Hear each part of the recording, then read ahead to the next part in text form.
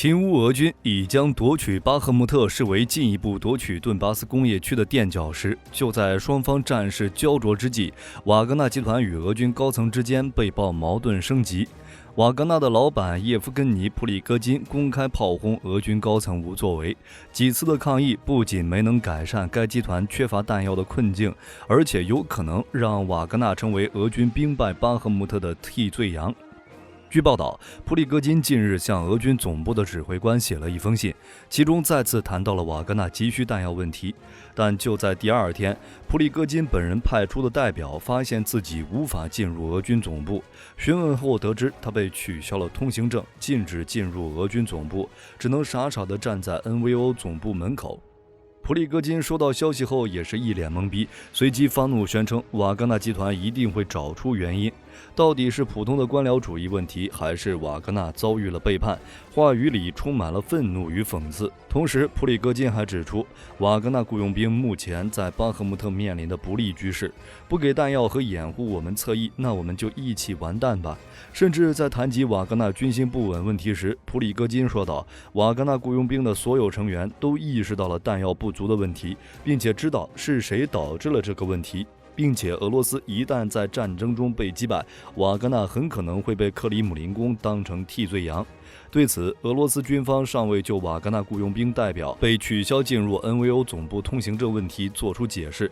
俄罗斯军事专家们率先跳出来洗白，说这是为了防止机密信息泄露。瓦格纳雇佣兵和普里戈金本人都不是军人，任何消息的传递都应该采取正规手段。但火力军更倾向于更多人说法，这是俄罗斯军方给瓦格纳穿的小鞋。而俄罗斯军事专家之所以这么积极跳出来，是因为他们曾寄希望于格拉西莫夫取代苏洛维金以后，俄军能扭转不利的局面。不过这种愿望有些一厢情愿，真以为换上爱笑男孩就能指挥得动车臣和瓦格纳吗？要知道，在普里戈金的盟友苏洛维金大将担任特别军事行动总指挥时，瓦格纳雇佣兵根本不存在弹药供应不足的问题，甚至连最新型的 T90M 主战坦克都优先供应给瓦格纳雇佣兵。但在俄军总参谋长格拉西莫夫接任特别军事行动总指挥，苏洛维金成为3位副总指挥之一之后，情况就不一样了。尽管俄总统新闻秘书佩斯科夫宣称，俄罗斯军方跟瓦格纳雇佣兵之间没有任何分歧，但事实明显不是这样。双方的矛盾已经尖锐化、公开化了，尤其是在被禁止继续从俄联邦监狱系统招募囚犯后，瓦格纳雇佣兵就遇到了最要命的弹药短缺问题。缺乏足够的弹药，不仅让瓦格纳雇佣兵的损失居高不下，还严重影响了其在巴赫穆特地区的战斗进程，很可能会导致俄军在巴赫穆特持续了几个月的进攻失败。索莱达尔战役应该是瓦格纳与俄高层矛盾爆发的伊始。2023年1月12日，根据俄罗斯国防部的报告，俄罗斯军队已经完全夺取了索莱达尔，并摧毁了700名乌克兰军人和超过300台装备。但直到1月16日，乌克兰方面才承认索莱达尔失守。据说，在瓦格纳雇佣军和囚徒兵用天灵盖撞破乌军在索莱达尔的抵抗时，俄国防部的高层们为了抢攻，直接宣布俄军取得了战场胜利，已经解放了顿巴斯小镇。而战后收到消息的普里戈金老板自然是愤怒的，他回应称，俄罗斯国防部那帮人一直试图从我们瓦格纳战士们手中窃取胜利。普里戈金强调，是瓦格纳独自战斗拿下的索莱达尔，没有俄军的事。但是很明显，到手的功劳，俄罗斯正规军自然不会轻易放手。1月13日，俄罗斯国防部在宣布索莱达尔被拿下的消息时，国防部新闻发言人科纳申科夫中将就这么说的：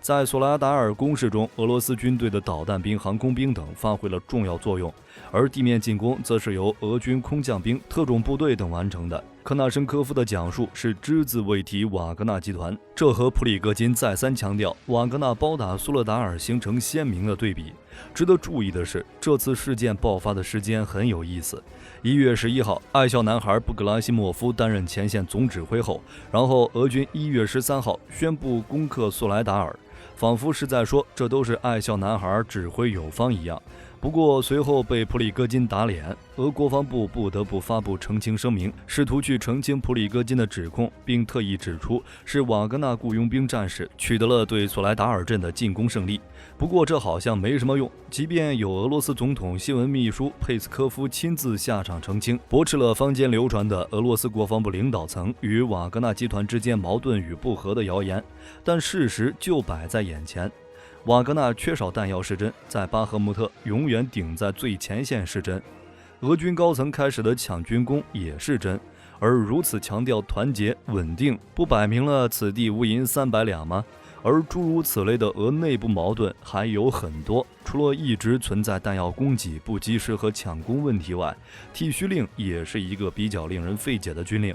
在格拉西莫夫接任前线总指挥以后，俄军高层就试图模仿二战时美国的巴顿将军，让士兵擦亮皮鞋来整顿军纪，命令俄军前线部队要每天刮胡子、衣装整洁，并且不得使用手机、平板电脑和民用车辆。对此，一直憋屈的普里戈金直接开启了炮轰模式，对爱笑男孩格拉西莫夫总参谋长说道：“战争需要的是积极勇敢的战士，而不是刮胡子喷香水的人。瓦格纳士兵忙于作战，没有时间理发剃须，并指出在前线有80%的士兵使用瓶子洗刷，剃须刮胡子对他们来说太奢侈。”车臣的大首领卡德罗夫也公开炮轰道，剃须令是一个很愚蠢的决定，直接影响了车臣军的士气。目前战场上有太多比刮胡子更重要的事情，这帮蠢货将军们天天在想什么呢？说实话，当时看到这个剃须令时，火力军真的觉得不可思议，这算不算现实版的纸上谈兵？再说了，瓦格纳说到底还是私军，不可能听令于俄罗斯武装部队，爱笑男孩指挥的动才有鬼呢。这张照片是在2002年，美国总统小布什夫妇访问俄罗斯，那时候普京还没有离婚，普京夫妇用家宴款待小布什夫妇，而伺候在一旁给小布什倒酒的那个光头就是普里戈金，他当时是普京的御厨，又因为普京的背书，所以即使是贵为武装部队总参谋长的格拉西莫夫也无法有效地指挥瓦格纳雇佣军。这些都再度印证了以瓦格纳为代表的私兵系和以俄军为代表的正规军体系其实利益是并不完全一致的。而另一部分原因可能是历史遗留问题，比如瓦格纳吸收的兵员很多都是俄军前几次军改中清退的军官和士兵，这些人和现在的这群俄罗斯军人说不定当年为了去留问题都掐得死去活来，双方的矛盾自然不少。另外还有些是现实因素，比如俄军在去年10月份开始动员的30余万部队，如果再加上合同兵部队，俄军现在的机动兵力实际上已经膨胀到了50万以上。可看看这动员的30万人在乌克兰战场上都干了些啥，顶多只是完成了卢甘斯克州防线，而且这防线还是瓦格纳集团出动了工兵部队以极为高效的方式修出来的，相当于俄军动员的30万人啥也没干，瓦格纳出动1到2万兵力却成功拿下了乌军固若金汤的索莱达尔矿区。有时候太优秀是会遭到妒忌的，而正规军与瓦格纳之间的矛盾也就不可避免了，所以才想通过克扣武器弹药来拉近两者水平线，让俄正规军不要显得太愚蠢。但若我们往更深处想一想，这是不是预示着俄罗斯军队在特别军事行动中和俄罗斯政界高层其实是同样有些矛盾冲突的？毕竟瓦格纳集团是谁的人，背景是什么，我们都知道。说难听点，这些军爷们的地位如同古代君王身边的禁卫军，君王身边的红人，谁敢怠慢？但俄罗斯正规军体系就是头铁，脾气倔，是真敢怠慢。在当初索莱达尔攻坚的关键阶段，甚至连炮弹都不肯敞开供应给瓦格纳，才导致瓦格纳损失惨重，不得不进行重装，才有之后5万人的规模。而这也印证了火力军的一些想法，那就是俄罗斯这仗打得真不爽利，政治因素干涉过多，尤其是曾经基辅北线莫名其妙的近坦4师300公里穿插、坦克拉力赛、武装大游行等等，都是一些什么骚操作。甚至就连去年7月份拉平上将呼吁赶快动员部队，9月份俄军就在伊久姆搞出空城计的操作。除了乌军兄弟打得凶猛外，俄军内部某些人肯定是在以这种非常方式进行逼宫，以至于后来的接连任命特别军事行动总指挥完全都是逼宫出城的结果。俄军内部已经烂了，充满了腐败与混乱。普京反腐行动打掉一批又一批，但却不见效果。而中下级军官也想办法利用职权贪污受贿，出卖武器装备牟利，收受士兵钱财，腐败之风盛行。即便是俄罗斯是居世界第2大的军事大国，也经不起这样的消耗。俄罗斯军队战斗力严重下降，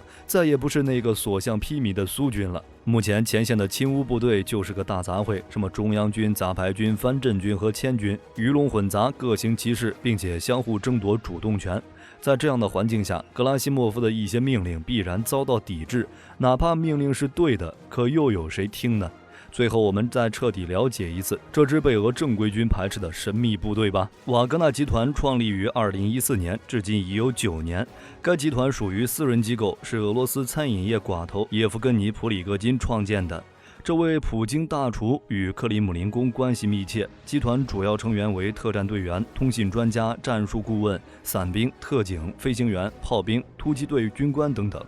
基本上涵盖了整支作战部队所需要的各层官兵或士兵。瓦格纳雇佣兵不同于传统雇佣兵，这个组织成员除了使用轻武器或榴弹发射器之外，还可以熟练操作 MT-12反坦克火炮、T-72主战坦克、虎式装甲车等重型武器，还能使用米格29战斗机、米24武装直升机等航空装备，论火力完全不逊色很多国家的陆军。瓦格纳雇佣兵大批量的亮相是在2014年的俄罗斯拿下克里米亚和东乌冲突中。拥有这批训练有素的士兵之后，乌东武装人员战斗力提升了很多，开始稳住阵脚，开始进入长达8年的战略相持阶段。而近期，瓦格纳集团一直被派驻在战斗最激烈的顿巴斯前线。据说，瓦格纳集团士兵的装备在俄军中最为精良，其服装最为整洁，因此该集团的士兵有一种优越感。他们经常独立作战，不与车臣特种兵以及顿巴斯民兵为伍，只有在战斗最为激烈的时候才会出现在最前线。可惜他们的勇敢用错了地方，巴赫穆特只会成为他们以及亲乌俄军们的坟场。好了，关于瓦格纳集团与俄军高层之间的矛盾，大家是什么看法？欢迎在评论区留言，我们一起讨论。本期视频就到这里，我们下期再见。